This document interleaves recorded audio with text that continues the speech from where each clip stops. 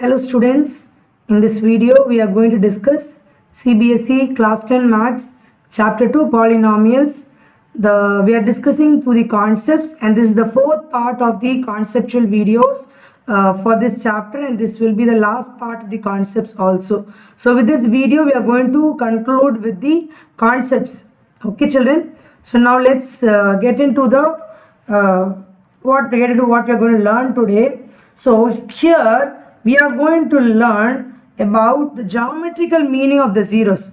So in the previous video we learnt about finding out the zeros of a linear polynomial and a quadratic polynomial. So we saw that for linear polynomial it was minus b by a. For the quadratic polynomial the sum was minus b by a and the product of the zeros was c by a. Hope you are clear with these concepts, children. If you have any doubt in these concepts, please get back to those videos and then try to understand. This is there in part 3.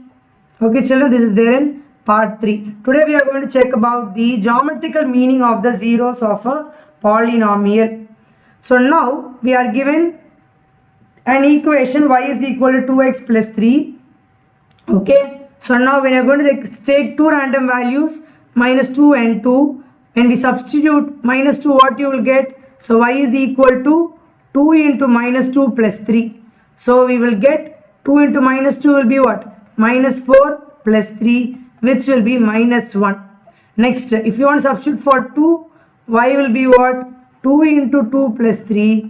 So it will be 4 plus 3, which will be 7. So we are getting, for this, my x value is minus 2, my y value is minus 1. For this, my x value is 2, y value is 0. We are going to substitute these values. See, minus 2 and minus 1 we have substituted here, and 2 and 7 we have plotted here, and then by joining this we have got the graph of the linear polynomial. Is it clear, children? Now where do we get the 0 of the polynomial here? For y is equal to 2x plus 3, we know it is going to be minus b by a. Okay, so what is this? This is of the form ax plus b. What is b? 3. So what will be minus b by a? Minus b by a will be minus 3 by 2. Now can you verify it in the graph? See here, children. So where it has crossed the 0, in the x-axis, okay, in the x-axis it has crossed the 0 exactly in the point minus 3 by 2. What is minus 3 by 2, children? It is minus 1.5. See, it has crossed in minus 1.5. So we've got it exactly. So when we are given a graph, we need not even have the function. Just by looking into the graph, we can say what kind of a polynomial it is and even about the 0 of the polynomial. Is it clear, children? So now with this we are able to find out for the linear polynomial. Next we look into the quadratic polynomial. See, what is the general equation? Y is equal to ax square plus bx plus c. Here what is a? The given equation, my a is 1, b is minus 3 and c is minus 4. C is minus 4. Okay. So now again they are substituting different values and they are checking for which value y is 0. Okay. If you see even in the previous question, you can see that the y is 0. For a 0 of the polynomial, what should be 0? This y should be 0. So we learnt it like p of x should be 0 for any value of k. That is p of k will be 0. Okay. So likewise here we are just checking out by different random values. So now when you are going to substitute, you are going to get it correctly in the graph. Now see, you've got minus 1 to be 1, 0. So my alpha is what? Minus 1 and my beta is 4. Now can we recheck, children, what will be alpha plus beta? It will be minus 1 plus 4, which will be 3. What is the sum of the root? Sum of the root is what? Minus b by a. The same alpha plus beta is what? Minus b by a. So what is minus b by a? Minus of minus 3 divided by 1, which will be 3. Have you got the same? Yes, very good. So what is alpha into beta now? Alpha into beta is what? Minus 1 into 4, which will be minus 4. Now again, what is alpha beta? C by A. So what is C? C is minus 4, A is 1, so we are getting minus 4. Is it clear, children? So like this we can very easily calculate the zeros of the polynomial by just looking at the graph. Okay, and always for a quadratic equation the graph will be a parabola. The graph will always be a parabola. But there are several natures how a parabola can be. See, if it's going to be a parabola, it need not be like this. It can even be here, it can be here, it can be here, or here, or here, or it can be even upside down. Same way, it can even be upside down. So anyway, we can get the graph to be. Okay, so that's what we are going to see next. So different cases where we are going to get, see, in this case it is going to be what? So here you can see that it is going to be a graph which is going to be upside down. Okay, so here you can see that these 2 points are the zeros. Here you can see these 2 points are the zeros. A zero is a point where you can see that the curve will cut the x-axis. Wherever the curve cuts the x-axis, and that point is called as the zero. And I told you quadratic equation, there will be 2 zeros. Okay, there will be 2 zeros. You are getting 2 zeros. What is the case 2? Look here, children. Just now I told you there are 2 zeros. But here you see they are going to be touching at only one point. At only one point. That means both the roots are going to be the same. The zeros are going to be the same. If 1 0 alpha is going to be 1, then beta is also going to be 1. Okay, so likewise here also it is same thing is going to be upper. Okay, so upper parabola, even there you can see there is only one point. That means the roots are real and equal. The zeros are real and equal. Here you can say that these zeros are distinct. 2 distinct zeros. Okay, or 2 distinct roots.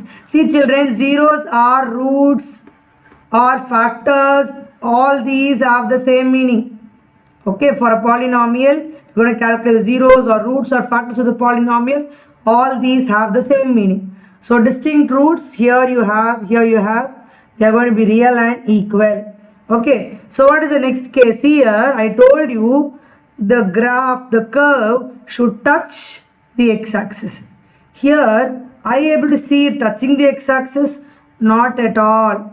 Okay, they are not touching the x-axis. But I told you there should be 2 zeros.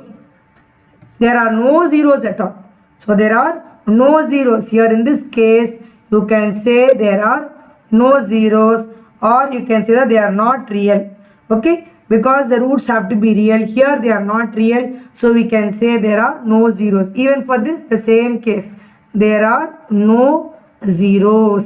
Is it clear, children? So this is regarding these graphs. Okay. The next here you're going to see the graph of the polynomial function C. Similarly, we can see.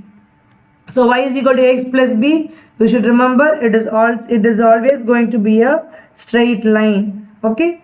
Likewise here it is going to be a parabola. The next case is for the cubic polynomial. See here it was only one root. So 1 0. So only one point it cut the x-axis. Here there are 2 zeros. It cut in the 2 places. See, degree is 2, but here degree is 3. So you can see that it cut in 3 points, 3 distinct points. So you can even see few examples are given in your textbook also. You can go through those examples and you can even plot those graphs and try checking them, children. Okay, so this is how you are going to work out. So by looking at the graph, you're just going to see how many points it is going to cut. So here there is no, it's not going to cut at any point at all. Okay, and this is also a straight line. In that case, you will call it to be a constant function. For straight line, it is going to cut the x-axis at one point. It's a linear function. Parabola, it's a quadratic function. Cubic function is where it is going to cut at 3 points, 1, 2 and 3. Okay, so this is about your graph of the polynomial or the geometric meaning of the polynomials. Now this is the first example given in your textbook. Okay, children, so we'll just try finding out how many number of zeros are there. We are asked to find out the number of zeros. Okay, finding out the number of zeros of the given polynomials. So we are given different graphs. Okay, here how many zeros you have? Only one. So number of zero is 1. See here, it's going to cut at 2 points. So number of zeros is going to be 2. Here it is going to be 3. 1, 2 and 3. So it's going to be 3 zeros. Here it's a linear polynomial. So it's going to be 1 0. Here again you see the number of zero is going to be only 1. But you can say they are going to be real and equal. Okay. Now here you can see 1, 2, 3, 4. The number of zeros is 4. Is it clear, children? You have similar questions in your exercise also. Exercise 2.1. Okay, exercise 2.1 also you have a similar question only, just to find out the number of zeros. It's very easy, children. For the next exercise, you have things related to the alpha, beta, product of the zeros, sum of the zeros and all. Okay, so please go through the videos and try to understand the concepts. With this video, we are completing with the concepts of the chapter 2 polynomials in your class 10 NCERT Maths textbook. Okay, if you have any doubts anywhere, please get back to the videos and try to do. We'll also solve few sums in the upcoming videos. See you again in the next video, children. Thank you, children.